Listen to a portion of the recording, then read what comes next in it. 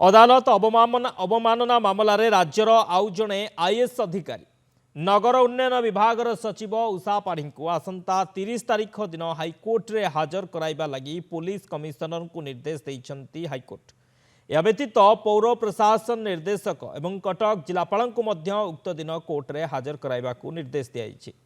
या भितरे जदि अदालत का निर्देश कार्यकारी होइथिबो तेबे एही वरिष्ठ अधिकारी माननकु आउ हाजर हेबाकू पड़िबो नाही बोली कोर्ट स्पष्ट करिसेंती। आठगढ़ बासिंदा पिलोना महांती नगर उन्नयन विभाग रे 33 वर्ष धरी अस्थायी कर्मचारी भावे कार्य करुथिले। चाकरी नियमित कराइबा लगी से दायर करिथिबा मामलार शुणाणी करी 2024 मसीह हाइकोर्ट तांको सपक्ष रे राय देइथिले, जहाकू डिविजन बेंच रे चैलेंज करथिले प्रतिपक्ष। किंतु गत वर्ष जुलाई 10 तारिख रे डिविजन बेंच पिलोनांको सपक्ष रे राय सुनाइले।